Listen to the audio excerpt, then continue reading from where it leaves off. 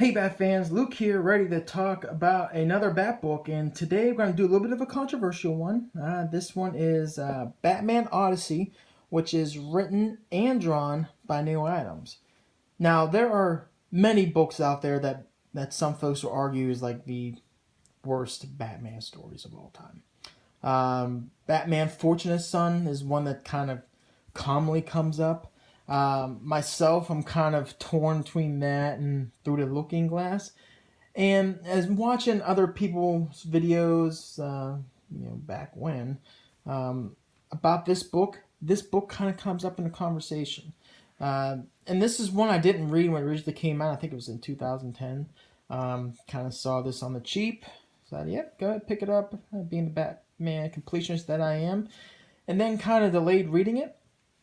And then Thanksgiving weekend comes around. Typically when I sit there and pick like a little bit of a longer Batman book and either reread it or read it for the first time since I have some time off. And that's what I chose this year, Batman Odyssey. And this one should have been really a slam dunk. I mean, this is Neal Adams. This is the person with Denny O'Neil did some great work giving us a modern interpretation of the Batman. Creating characters, such as Ra's al Ghul, and great images, the shirtless Batman. This is Neal Adams, a cornerstone of DC's history, and really drawing and creating some iconic comic book work. But again, this is one where some folks just really don't like it. And I'll kind of reserve my thoughts to the end. But I'll basically come up with a premise of the story. And what this is, it's Odyssey. The term Odyssey basically meaning a long journey, and there's some more Greek mythology kind of historical meaning to the definition when it goes into, I think, Odysseus, I think is the Greek god. It kind of goes into the Greek god's journey, either way it may. And this is basically a story of Batman taking a long journey. And what it basically comes down to is he's caught in between two individuals who are both vying for Batman's part in their cause. We got Ra's al Ghul, and we have the Sensei. The Sensei being Ra's al Ghul's son, and Sensei at this point in the story is the leader of the League of Assassins. And this is Sensei where he doesn't have Ra's al Ghul's main advantage, and that's eternal youth, if you would, because Ra's al Ghul is not letting him use the Lazarus Pit. So there's a rift between the Sensei and Ra's al Ghul, and this is one that Ra's al Ghul always thinks that Sensei is trying to kill him so he can obviously get the use of the Lazarus Pit and regain some of his use while at the same time maintaining control of that League of Assassins. Again, in both kind of enlist Batman's, not really enlist, but they kind of vibe. Ra's al Ghul definitely enlists Batman's help. And he does that by pointing out to the fact that the Sensei actually has two people that are held captive. One of them being Talia al Ghul. And this is a book that, keeping in mind the time period, and this would be, I don't think this is an Elseworld story. I wouldn't necessarily count it as something like that, but I don't know if this would even be considered canon. This is early in Batman's career. This is Dick Grayson as Robin, even though he's kind of using, I think, Tim Drake's Robin uniform, if I remember correctly. But if you're just kind of putting into some sort of a timeline, again, I don't know if this one would be considered canon. This is relatively early on in Batman's career, and if you read, stories like, from Tales of the Demon and whatnot, or even though Talia is kind of fallible and early on, this is not the Talia we've seen, in Batman Incorporated and beyond. This was a different type of Talia, and this is where there was definitely an attraction that even though you saw in Batman Incorporated, early on, this was a real attraction between the two individuals. So Batman finding out that Talia was being held captive by the Sensei in this underworld, which we find out here in a minute, he obviously doesn't take too kind to that. So that's why he initially goes down to assist, along with what we find out is there's this other individual. And this other individual, he's kind of a Neanderthal version of Batman, and then there's also like a half dinosaur version of Robin. and they come from this place called the Underworld. And the Underworld is kind of like another dimension, sort of, that's being held in control by somewhat of the Sensei and the League of Assassins, but we find out that they actually have the protection of Ra's al Ghul. And the other person that's actually held captive in this is this Neanderthal version of Batman. I guess we can call its wife. So they go up to the upper world. I think that's actually what I literally called it. To enlist Batman's help for him to come down and kind of help take out the Sensei. And they revere Batman. Even though they're from the Underworld, they kind of keep tabs on what Batman's doing, and Batman seemed like a god to them. But this Underworld's really unique. I said before, it's kind of like another dimension. Well, it's actually a little bit more than that. It's like another reality, and it's subterranean below the earth. And it's placed like there's dinosaurs roaming around. It's really weird. And you see people traveling around, they're not using, horses. They're using dinosaurs and pterodactyls and giant bats to kind of move around and whatnot. And basically the story is the tale of, Batman going on this long journey to save Talia, to help this Neanderthal version of Batman get, I guess, again, his wife out of the capture of the Sensei, which there is a twist in this. Ra's al Ghul was not totally forthcoming, as we find out, as far as his play and his part in the captivity of those two individuals. And Talia doesn't like it one bit, to say the least. And that's basically it. And that's a really watered down version of it. But that's basically the premise. But there's also this kind of underlining theme throughout this story, and it's the view of Batman and his belief of killing, to be honest, and almost astoundingly in this story is the use of guns. And this is one where if I had to, and I'll kind of go into some of the positives and negatives of the story, but there's one I just can't wait to the end to talk about. And it's one of the criticisms that we find out here is that Neal Adams does it actually a couple times. Gets kind of, I don't want to say frivolous, but he sort of does. That might be the use of it. Showing Batman using pistols, using weapons. This is not like, in Reese stories like The Cult, where you see Batman using a pistol, and no, it's not really. No, I'm sorry, pistol, a shotgun. No, it's not really a shotgun. It's a trank gun. This is a little different. This is Batman using a 45, and again, this is early on. Batman's beliefs aren't totally hardened yet, and this is actually a flashback. But Neal Adams does go kind of loosey-goosey with showing images and talking about Batman and the use of pistols. I mean, because of all the Bat family, I mean, there's some you can sit there and go, okay, yeah, I got it. They're using a pistol. Might go against Batman's beliefs, but you can kind of see through it and go, okay, whatever. Like, Red Hood. Yeah, he uses a pistol. That's just part of who he is. We saw Grayson, Dick Grayson, in the Grayson title toward the tail end of the New 52. Him using a pistol while his time as a spy. And you can kind of see it. Like, okay, and it's not necessarily Bruce's beliefs aren't necessarily his, but okay, got it. Seems kind of odd, but I'm not going to lose any sleep over it. Alfred using a weapon in All-Star Batman. Hell, he was a commando. British SF soldier.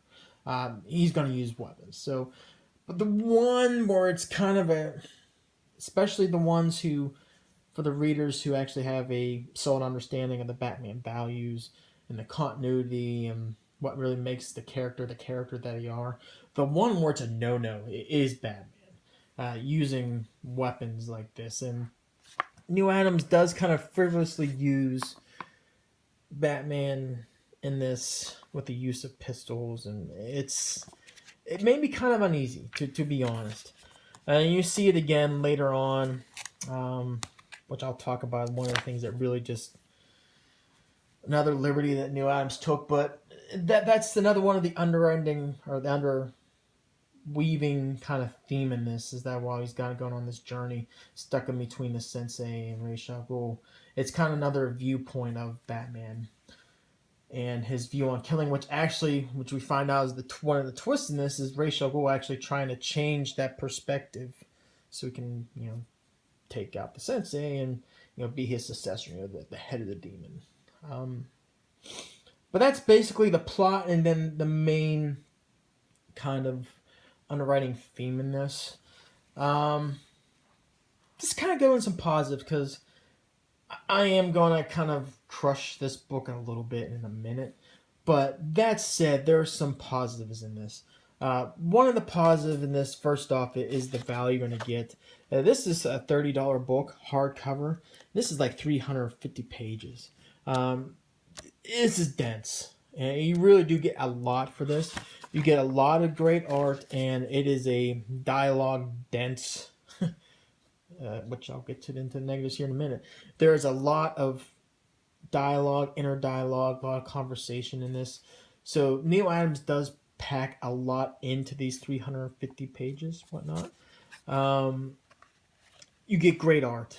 Not necessarily a fan of Batman when he doesn't have the cowl lenses. We actually find out is something in here that he actually references Batman actually using the lenses, using it, shutting it, comes off here and there.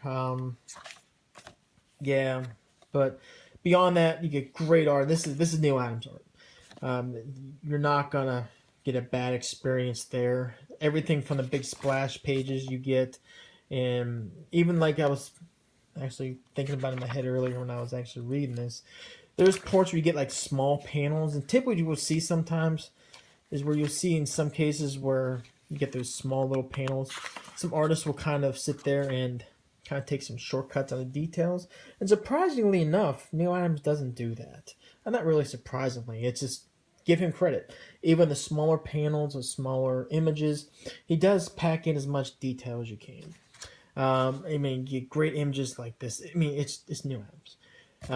Say what you want about his writing. See, then there's Batman using the eyelids. The one thing that's great in this, it's classic Neal Adams art. And I think it's kind of cool about what he does is that each issue in the story, Talia, that's just a great looking Talia, the way he draws her. There's actually a part where in the beginning of each story, if I can sit there and get to it, we actually find out that actually I can go right to the beginning of the book. That's actually how it starts.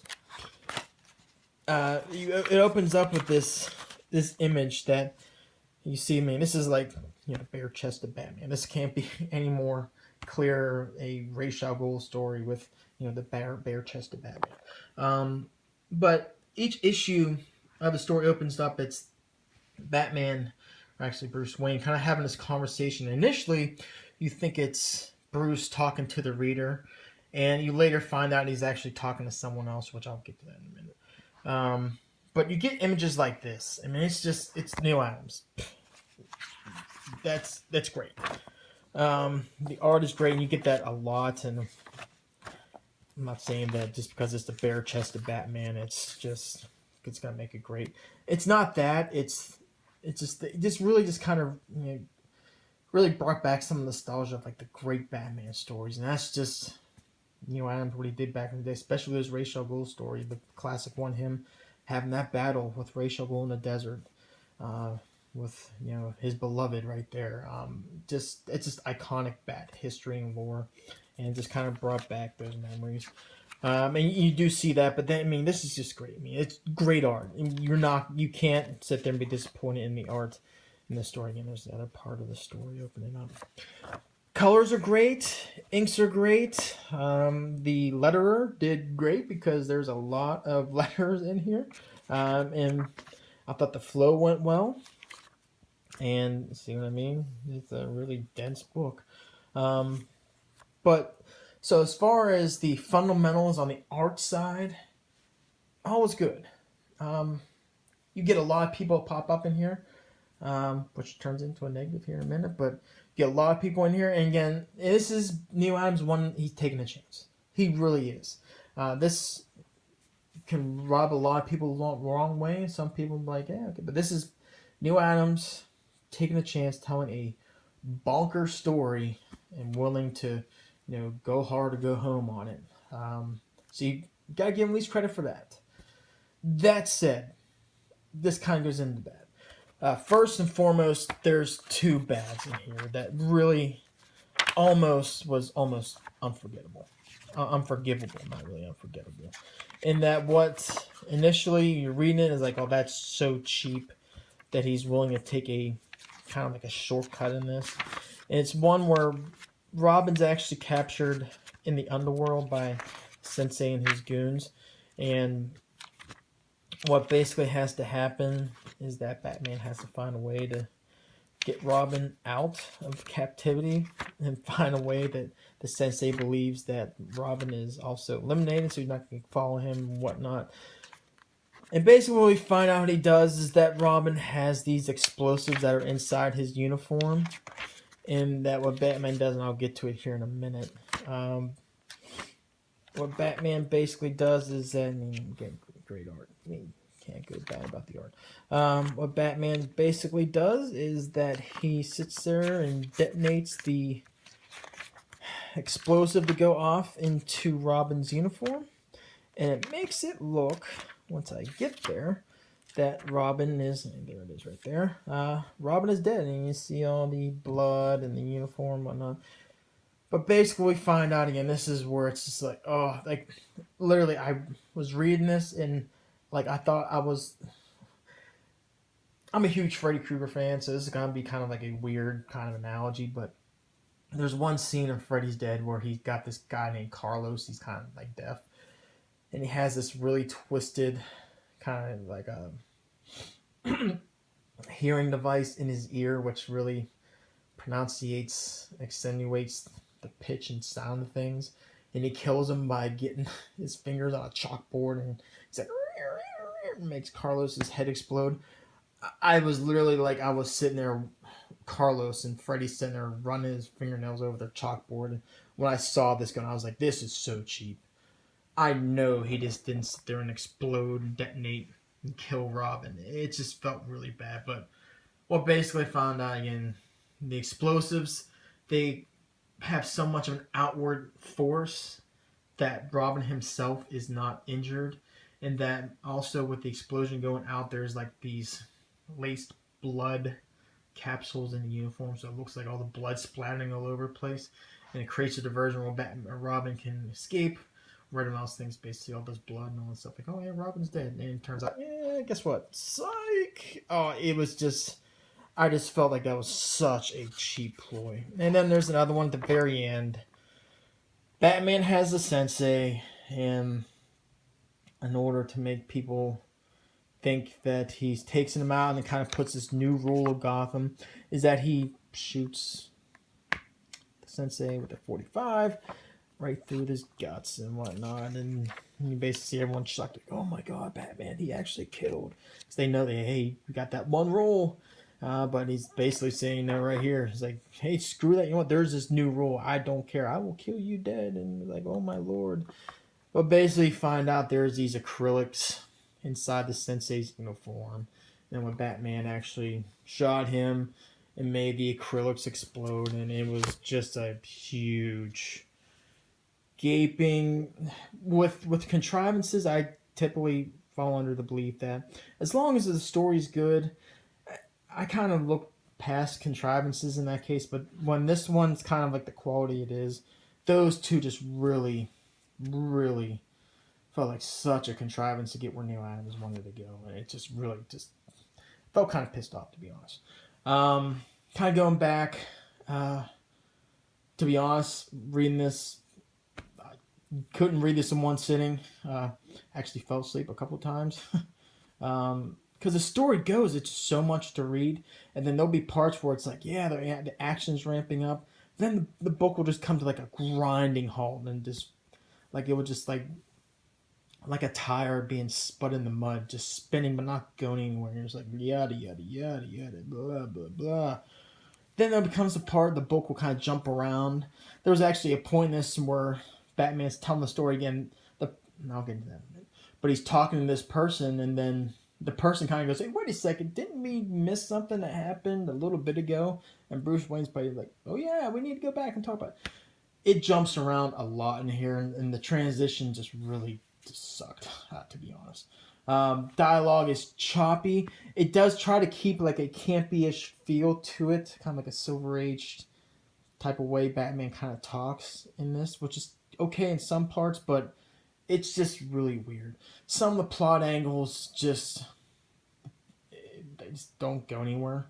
Again, the first part, the opening part of the story is Batman basically coming down trying to take out these folks that are smuggling the gasoline train, and the study of him using weapons and killing, and it's just they just kind of glossed over it. I just really wish that one kind of been flushed out. What else? Batman again. He's talking to someone throughout here. Initially, you think it's you, but then you get about halfway through, you find out he's talking to somebody, and then at some point before the big reveal who it is, you should be able to pick it out who he's actually talking to. But then the reveal who it is at the very end, and it's just like serve really no purpose other than to say, hey, this person's in the book. Dead Man's in this initially, other than kind of helping him along with Kirk Langstrom to kind of serve as a way to kind of segue into this underworld. Really beyond that, serve no purpose. The rogues are in here. They're kind of kept in this kind of like rat cage, cubicle type of trap thing, and it just doesn't really go anywhere. Penguin's part in this is actually pretty interesting, to be honest. Sensei was actually not done too bad. He was ruthless and also kind of using his mental acumen as well. But beyond that, Neanderthal Batman, just silly. Same thing with Half Dinosaur Robin. I mean, what else? Yeah, it's just weird. I mean, gotta give credit for Neal Adams. He tried to go big or go home, but this one, yeah. Because the sad part is, in theory, this should have been actually really good. I love the idea of the story. Batman being stuck in between the Sensei and Ra's al Ghul. Ra's, with his motives, how get Batman involved in this, the Sensei and his angst toward Ra's, obviously for the reason why, and then kind of like this undercurrent theme that kind of goes throughout in Batman's view on killing and use of weapons. In theory, this should have been really, really good. It's just an execution just went bad. All in all, myself, as far as the worst Batman stories, Fortunate Son, Through the Looking Glass, those are like the bottom of the bottom. This one, just slightly above. I'll give this a 1.5 out of 5, mainly because of the art. Because if it wasn't for the art, this would be like, and I give Neal Adams credit again for him trying to really try something really, really bonkers. Would I recommend this one to the hardcore Batman fans? Getting your collection, sure. To newer readers, nope. Focus on, the fundamental Batman stories, the foundation. Everyone else, if you're come across and you see this for like $4 or $5 at like Books A Million and Barnes and Noble, and you have nothing else better to read, maybe. But really, that's about it. I'm not gonna say I hate this as much as everyone else. Because again, there are some good parts to it. Just for me, it just fell flat in some areas. I mean, there's two huge contrivances. It was just like it just felt. Neal Adams knows better, and he's a better writer and better creator to do something like that. But that said, there was some. Again, I found some joy out of it. It wasn't horrible, but so I'm not gonna bash it like everyone else. This is not the worst Batman story ever, but still. This is bottom of the barrel beer we're talking here. This isn't like the the top of the barrel, but not all the way at the bottom. So anyway, 1.5 out of 5. Is what it is. Great art though. Got to give credit for that. So anyway, hit me up in the comments below what you thought about this book. If you read it, we'll bat chat about it. And again, if you found some way to kind of get more of a positive kind of experience with this that I haven't mentioned, let me know. Because definitely, I read my Bat books, I want to have joy in all of it. So if it can kind of give me like a different perspective, I would definitely welcome it. Not even arguing, but just want to see what your thoughts are. Because again, art, especially with this type of art, it's purely subjective. Really hard to get a full objective kind of point of view on it. Because basically, you like it, and it's to you. I might love it, you might hate it, you might hate it, I might love it. So anyway, hit me in the comments below. We'll bat chat about it and go from there. So next video, I have a couple ideas for actually a couple. One, I kind of want to talk about watching one of these older videos, which I'll mention when I actually do it. I kind of want to do kind of like my journey as a Batman fan, kind of like, I think I'm going to call it like my zero issue video, kind of tying with the New 52. And then also Christmas come around, I got to do the 12 Days of Batman. Got to figure out how am I going to do that. So anyway, good stuff coming up. So hopefully see you there. So until the next video, take care.